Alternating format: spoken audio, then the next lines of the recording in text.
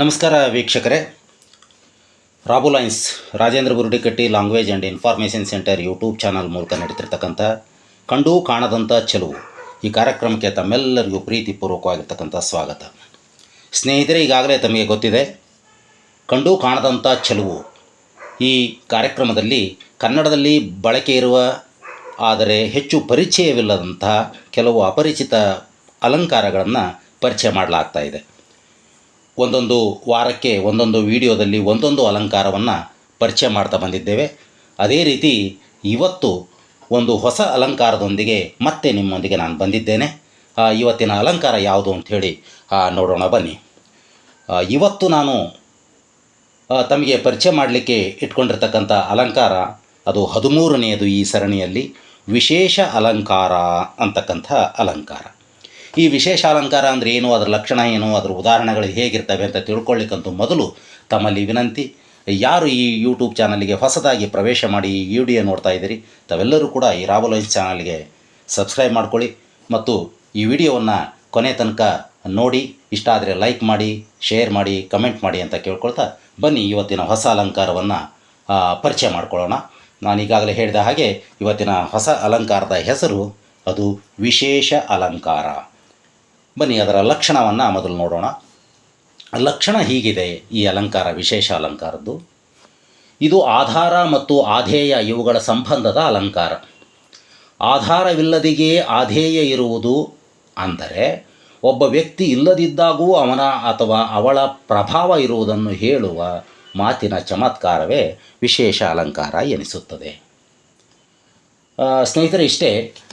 ಇದನ್ನು ಈ ಲಕ್ಷಣ ಆಧಾರ ಮತ್ತು ಆಧೇಯ ಅಂದರೆ ಏನು, ಆಧಾರವಿಲ್ಲದೆಯೇ ಆಧೇಯ ಇರೋದು ಅಂದರೆ ಏನು ಅನ್ನೋದನ್ನು ಇದನ್ನು ಈ ರೀತಿ ಭಾಳ ಸುಲಭವಾಗಿ ಅರ್ಥ ಮಾಡ್ಕೋಬೋದು. ಬನ್ನಿ, ಲಕ್ಷಣವನ್ನು ಹೀಗೂ ಅರ್ಥೈಸ್ಬೋದು. ಹೇಗೆ ಅಂದರೆ, ಆಧಾರ ಎಂಬುದು ಒಂದು ಕಟ್ಟಡದ ಬುನಾದಿ ಅಂದರೆ ಫೌಂಡೇಶನ್. ಆಧೇಯ ಅದರ ಮೇಲೆ ಕಟ್ಟತಕ್ಕಂಥ ಗೋಡೆ. ಫೌಂಡೇಶನ್ ಇದ್ದು ಅದರ ಮೇಲೆ ಗೋಡೆ ಇದ್ದರೆ ಅದು ಸಹಜ, ಅದರಲ್ಲಿ ವಿಶೇಷ ಏನೂ ಇಲ್ಲ. ಆದರೆ ಫೌಂಡೇಶನ್ ಇಲ್ಲದೆಯೇ ಗೋಡೆ ನಿಂತಿರುವುದು ಸಹಜವಲ್ಲ, ವಿಶೇಷ. ಹಾಗೆಯೇ ಒಬ್ಬ ವ್ಯಕ್ತಿ ಇರುವಾಗ ಅವನ ಪ್ರಭಾವ ಇರುವುದು ಸಹಜ, ವಿಶೇಷವೇನಲ್ಲ. ಆದರೆ ಅವನು ತೀರಿ ಹೋದ ಮೇಲೂ ಅವನ ಪ್ರಭಾವ ಇದ್ದರೆ ಅದು ಸಹಜವಲ್ಲ, ವಿಶೇಷ. ಅದನ್ನೇ ಈ ಅಲಂಕಾರ ಹೇಳುತ್ತದೆ. ಸ್ನೇಹಿತರೆ, ಇಷ್ಟೇ. ಆಧಾರ ಅಂದರೆ ಒಬ್ಬ ವ್ಯಕ್ತಿ ಅಂತ ಇಟ್ಕೊಳ್ಳಿ, ಆಧೇಯ ಅಂದರೆ ಅವನ ಪ್ರಭಾವ, ಅವನ ಅಥವಾ ಅವಳ ಪ್ರಭಾವ. ಆ ವ್ಯಕ್ತಿ ಇದ್ದಾಗ ಅವರ ಪ್ರಭಾವ ಇರೋದು ಸಹಜ. ಆ ವ್ಯಕ್ತಿ ತೀರಿ ಹೋದ ಮೇಲೂ ಕೂಡ ಅವನ ಪ್ರಭಾವ ಅಥವಾ ಅವಳ ಪ್ರಭಾವ ಇರುವುದನ್ನು ದಾಖಲಿಸ್ತಕ್ಕಂಥದ್ದು ವಿಶೇಷ ಅಲಂಕಾರ. ಈ ಅಲಂಕಾರವನ್ನು ಈ ಲಕ್ಷಣವನ್ನು ಅರ್ಥ ಮಾಡ್ಕೊಳ್ಬೇಕು ಅಂದರೆ ನಾವು ಉದಾಹರಣೆಯನ್ನು ನೋಡಿಕೊಳ್ಳಬೇಕು.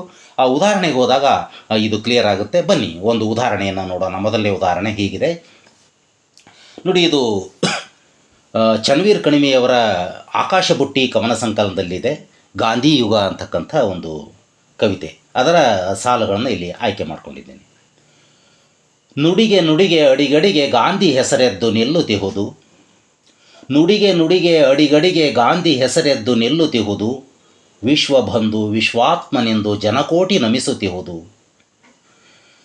ಲೋಕದೀಚೆ ಮುಗಿಲಂಚಿನಾಚೆ, ಲೋಕದೀಚೆ ಮುಗಿಲಂಚಿನಾಚೆ ಅವನಾತ್ಮ ತುಳುಕುತಿಹುದು, ಹೆಸರುದಿಸಿ ಹೂಗಾಳಿ ಸೂಸಿ ಸಂದೇಹ ಬೀರುತಿಹು. ನುಡಿಗೆ ನುಡಿಗೆ ಅಡಿಗಡಿಗೆ ಗಾಂಧಿ ಹೆಸರೆದ್ದು ನಿಲ್ಲುತ್ತಿಹುದು, ವಿಶ್ವಬಂಧು ವಿಶ್ವಾತ್ಮನೆಂದು ಜನಕೋಟಿ ನಮಿಸುತ್ತಿಹುದು, ಲೋಕದೀಚೆ ಮುಗಿಲಂಚಿನಾಚೆ ಅವನಾತ್ಮ ತುಳುಕುತಿಹುದು, ನೇಸರುದಿಸಿ ಹೂಗಾಳಿ ಸೂಸಿ ಸಂದೇಶ ಬೀರುತಿಹವು. ಕವಿತೆ ಸುಲಭವಾಗಿ ಅರ್ಥ ಆಗ್ತಕ್ಕಂಥದ್ದು. ಗಾಂಧಿಯವರ ಪ್ರಭಾವ ಹೇಗಿದೆ ಅಂತಕ್ಕಂಥದ್ದನ್ನು ಚನ್ವೀರ್ ಕಣಿವೆಯವರು ಈ ಕವಿತೆಯಲ್ಲಿ ನಮಗೆ ಕಟ್ಟಿಕೊಡ್ತಾರೆ. ಅದು ಗಾಂಧಿ ಇದ್ದಾಗಲ್ಲ, ಗಾಂಧಿ ತೀರಿ ಹೋದ ಮೇಲೆ. ಅದರ ಸಮನ್ವಯವನ್ನು ನೋಡಿಕೊಂಡು ಎರಡು ಮಾತಾಡ್ಬೋದು. ಬನ್ನಿ, ಸಮನ್ವಯ ಹೇಗೆ ಮಾಡಬೇಕು ಅದನ್ನು ಅಂದರೆ, ಇಲ್ಲಿ ಗಾಂಧಿ ಅವರು ತೀರಿ ಹೋದ ಮೇಲೆ ಅವರ ಪ್ರಭಾವ ಹೇಗೆ ಉಳಿದುಕೊಂಡಿದೆ ಎಂದು ಹೇಳಲಾಗಿದೆ. ಅಡಿಗಡಿಗೆ ನುಡಿ ನುಡಿಗೆ ಅವರ ಹೆಸರು ಪ್ರಸ್ತಾಪವಾಗುತ್ತಿದೆ. ವಿಶ್ವಬಂಧು ವಿಶ್ವಾತ್ಮನೆಂದು ಜನ ಅವರನ್ನು ನಮಿಸುತ್ತಿದ್ದಾರೆ.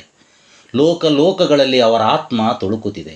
ಅರುಣೋದಯ ಮತ್ತು ಹೂಗಾಳಿ ಅವರ ಸಂದೇಶವನ್ನು ಬೀರುತ್ತಿವೆ ಎಂಬ ಮಾತುಗಳು ಗಾಂಧೀಜಿಯವರ ವ್ಯಕ್ತಿತ್ವ, ಸಮಾಜದ ಜನಜೀವನದ ಮೇಲೆ ಹೇಗೆ ಪ್ರಭಾವವನ್ನು ಬೀರುತ್ತಿದೆ ಎಂಬುದನ್ನು ದಾಖಲಿಸುತ್ತವೆ.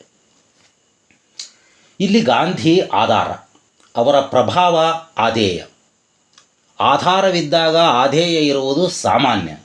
ಆದರೆ ಇಲ್ಲಿ ಗಾಂಧಿ ತೀರಿ ಹೋಗಿದ್ದಾರೆ, ಅಂದರೆ ಆಧಾರ ಇಲ್ಲ, ಆದರೆ ಅವರ ಪ್ರಭಾವ ಅಂದರೆ ಆಧೇಯ ಇದೆ. ಹೀಗೆ ಆಧಾರವಿಲ್ಲದೆ ಆಧೇಯ ಇರುವಂತೆ ಮಾತಿನ ಚಮತ್ಕಾರ ಆಗಿರುವುದರಿಂದ ಇದು ವಿಶೇಷ ಅಲಂಕಾರ ಎನಿಸುತ್ತದೆ. ಸ್ನೇಹಿತರೆ, ಇಷ್ಟೇ, ಗಾಂಧೀಜಿಯವರು ತೀರಿ ಹೋದ ಮೇಲೂ ಕೂಡ ಅವರ ಮರಣದ ಜೊತೆಗೆ ಅವರ ಪ್ರಭಾವವು ಕೂಡ ಅಳಿಸಿ ಹೋಗಲಿಲ್ಲ. ಅವರು ಹೋದ ಮೇಲೆಯೂ ಕೂಡ ಅವರ ಪ್ರಭಾವ ದಟ್ಟವಾಗಿದೆ ಅನ್ನೋದನ್ನು ಈ ಮಾತಿನ ಚಮತ್ಕಾರದ ಮೂಲಕ ಇಲ್ಲಿ ಹೇಳಲಾಗಿದೆ. ಗಾಂಧೀಜಿ ಆಧಾರ, ಅವರ ಪ್ರಭಾವ ಆಧೇಯ. ಆಧಾರ ಇಲ್ಲ, ಆಧೇಯ ಇದೆ. ಇದು ವಿಶೇಷ ಅಲಂಕಾರ. ಸೊ ಇನ್ನೊಂದು ಉದಾಹರಣೆಯನ್ನು ನೋಡೋಣ ಬನ್ನಿ. ಉದಾಹರಣೆ 2, ಇದು ನಮ್ಮ ರಾಷ್ಟ್ರಕವಿ GS ಶಿವರುದ್ರಪ್ಪನವರ ಕವಿತೆ. ಅದು ಚನ್ನವೀರ ಕಣವಿಯವರದು ಗಾಂಧೀಜಿ ಬಗ್ಗೆ ಇತ್ತು. ಇದು ನೆಹರು ಅವರು ತೀರಿ ಹೋದಾಗ ನಮ್ಮ GS ಶಿವರುದ್ರಪ್ಪನವರು ಬರೆದಂಥ ಕವಿತೆ. ತೆರೆದ ದಾರಿ ಅಂತಕ್ಕಂಥ ಅವರ ಕವನ ಸಂಕಲನದಲ್ಲಿದೆ. ಇನ್ನಿಲ್ಲ ನಮಗೆ ನೆಹರು ತೀರಿ ಹೋದ ಮೇಲೆ ಬರೆದಂಥದ್ದು. ನೋಡಿ, ಕವಿತೆಯ ಸಾಲುಗಳು ಹೀಗಿವೆ. ಎತ್ತರವಾಗಿದೆ, ಬಿತ್ತರವಾಗಿದೆ, ಉಜ್ವಲವಾಗಿದೆ ನೆಹರು ಕಟ್ಟಿದ ಈ ದೇಶ. ಎತ್ತರವಾಗಿದೆ, ಬಿತ್ತರವಾಗಿದೆ, ಉಜ್ವಲವಾಗಿದೆ ನೆಹರು ಕಟ್ಟಿದ ಈ ದೇಶ. ತುಂಬಿಕೊಳ್ಳಲಿ ನಿನ್ನ ಎದೆಯೊಳಗೆ ಅವನಾದರ್ಶದ ಆವೇಶ. ತುಂಬಿಕೊಳ್ಳಲಿ ನಿನ್ನ ಎದೆಯೊಳಗೆ ಅವನಾದರ್ಶದ ಆವೇಶ. ಆ ಹೆಸರಿಗೆ ನೀನುಸಿರಾಗು, ಆ ಹೆಸರಿಗೆ ನೀನುಸಿರಾಗು, ಅವನು ಕಟ್ಟಿರುವ ಕನಸೆಲ್ಲಕ್ಕೂ ನನಸಾಗು. ಸರಳವಾಗಿದೆ ಕವಿತೆ. ನೆಹರು ಅವರು ತೀರಿದ ಮೇಲೆ ಅವರ ಪ್ರಭಾವ, ಆಧಾರ ಇಲ್ಲದಾಗ ಆಧೇಯ ಹೇಗಿದೆ ಅಂತಕ್ಕಂಥದ್ದನ್ನು ಇಲ್ಲಿ ಹೇಳಲಾಗಿದೆ. ಇದರ ಸಮನ್ವಯವನ್ನು ಹೀಗೆ ಮಾಡಬಹುದು ನೋಡಿ. ಇಲ್ಲಿ ಕವಿ ನೆಹರು ಅವರು ಕಟ್ಟಿದ ದೇಶ ಎತ್ತರವಾಗಿದೆ, ಬಿತ್ತರವಾಗಿದೆ ಮತ್ತು ಉಜ್ವಲವಾಗಿದೆ ಎಂದು ಅವರ ಪ್ರಭಾವವನ್ನು ದಾಖಲಿಸುತ್ತಾರೆ. ನೆಹರು ಅವರ ಆದರ್ಶವನ್ನು ತನ್ನೊಳಗೆ ತುಂಬಿಕೊಂಡು ನೆಹರು ಎಂಬ ಹೆಸರಿಗೆ ಉಸಿರಾಗು ಎಂದು ಅವರು ಓದುಗರಿಗೆ ಕರೆ ಕೊಡುತ್ತಾರೆ. ಮಾತ್ರವಲ್ಲ, ನೆಹರು ಕಟ್ಟಿದ ಕನಸುಗಳನ್ನು ನನಸಾಗಿಸಲು ಕರೆ ಕೊಡುತ್ತಾರೆ. ಇಷ್ಟೆಲ್ಲ ಮಾತುಗಳು ನೆಹರು ಅವರ ಪ್ರಭಾವ ಎಷ್ಟು ದೊಡ್ಡದಾಗಿ ಅಸ್ತಿತ್ವದಲ್ಲಿವೆ ಎಂಬುದನ್ನು ದಾಖಲಿಸುತ್ತವೆ. ಅವರ ಪ್ರಭಾವ ಆಧೇಯ, ಆದರೆ ಆ ಆಧೇಯ ಎಂಬುದು ಅದಕ್ಕೆ ಆಧಾರವಾದ ನೆಹರು ಅವರ ಅನುಪಸ್ಥಿತಿಯಲ್ಲಿದೆ. ಅಂದರೆ ಆಧಾರವಿಲ್ಲದೆಯೇ ಆಧೇಯ ಅಸ್ತಿತ್ವದಲ್ಲಿದೆ. ಹೀಗಾಗಿ ಇದು ವಿಶೇಷ ಅಲಂಕಾರ ಎನಿಸುತ್ತದೆ. ಸ್ನೇಹಿತರೆ, ಈ 2 ಉದಾಹರಣೆಗಳ ಮೂಲಕ ನಿಮಗೆ ಈ ವಿಶೇಷ ಅಲಂಕಾರ ಅಂದರೆ ಏನು ಅಂತಕ್ಕಂಥದ್ದು ಸ್ಪಷ್ಟವಾಯಿತು ಅಂದ್ಕೊಂಡಿದ್ದೇನೆ. ಕೊನೆಯಲ್ಲಿ ಗಮನಿಸಿ, ಒಬ್ಬ ವ್ಯಕ್ತಿ ಇಲ್ಲಿ ಆಧಾರ, ಅವನ ಅಥವಾ ಅವಳ ಪ್ರಭಾವ ಆಧೇಯ. ಅವನ ಅಥವಾ ಅವಳ ಮರಣದ ನಂತರವೂ ಅವನ ಅಥವಾ ಅವಳ ಪ್ರಭಾವ ವ್ಯಾಪಕವಾಗಿ ಇರುವುದನ್ನು ಈ ಅಲಂಕಾರ ತಿಳಿಸುತ್ತದೆ. ಅಂದರೆ ವ್ಯಕ್ತಿ ತೀರಿ ಹೋದ ಮೇಲೆ, ತೀರಿ ಹೋದಾಗ ಅಥವಾ ಅನುಪಸ್ಥಿತಿ ಅಂದ್ಕೊಳ್ಳಿ, ತೀರಿನೇ ಹೋಗಬೇಕಾಗಿಲ್ಲ, ಅವರು ಇಲ್ಲದಿದ್ದಾಗೂ ಅವರ ಪ್ರಭಾವ ಇರ್ತಕ್ಕಂಥದ್ದನ್ನು ದಾಖಲಿಸುವುದೇ ವಿಶೇಷ ಅಲಂಕಾರ. ಸೊ ಇಷ್ಟರ ಮೂಲಕ ಈ ವಿಶೇಷ ಅಲಂಕಾರ ಅಂದರೆ ಏನು ಅಂಥೇಳಿ ತಮ್ಮೆಲ್ಲರಿಗೂ ಸ್ಪಷ್ಟವಾಯಿತು ಅಂದ್ಕೊಂಡಿದ್ದೇನೆ. ಈ ಅಲಂಕಾರದ ವಿಶ್ಲೇಷಣೆಯನ್ನು ಇಲ್ಲಿಗೆ ಮುಗಿಸ್ತಾ ತಮ್ಮೆಲ್ಲರಿಗೂ ಕೂಡ ನಾನು ಮತ್ತೊಮ್ಮೆ ಮನವಿ, ಯಾರ್ಯಾರು ಈ ಚಾನಲ್ಗೆ ಹೊಸದಾಗಿ ಬಂದಿದ್ದೀರಾ ಸಬ್ಸ್ಕ್ರೈಬ್ ಮಾಡ್ಕೊಳ್ಳಿ. ಈ ವಿಡಿಯೋ ಇಷ್ಟ ಆದರೆ ಲೈಕ್ ಮಾಡಿ, ಶೇರ್ ಮಾಡಿ, ಕಮೆಂಟ್ ಮಾಡಿ ಅಂತ ಕೇಳ್ಕೊಳ್ತಾ, ಇದುವರೆಗೂ ಈ ವಿಡಿಯೋವನ್ನು ನೋಡಿದ್ದಕ್ಕೆ ತಮ್ಮೆಲ್ಲರಿಗೂ ಧನ್ಯವಾದವನ್ನು ಅರ್ಪಿಸ್ಕೊಂತು ಪೂರ್ವದಲ್ಲಿ ತಮ್ಮ ಗಮನಕ್ಕೆ ಮತ್ತೆ ತರ್ತಾ ಇದ್ದೀನಿ. ಮತ್ತೆ ಈ ಕಂಡು ಕಾಣದಂಥ ಚೆಲುವು ಅಂತಕ್ಕಂಥ ಈ ಸರಣಿಯಲ್ಲಿ ಇನ್ನೊಂದು ಹೊಸ ಅಲಂಕಾರದೊಂದಿಗೆ ನಿಮ್ಮ ಎದುರಿಗೆ ನಾನು ಬರ್ತೇನೆ. ಅಲ್ಲಿವರೆಗೂ ಕೂಡ ಎಲ್ಲರಿಗೂ ಕೂಡ ತುಂಬು ಹೃದಯದ ಧನ್ಯವಾದಗಳು. ನಮಸ್ಕಾರ.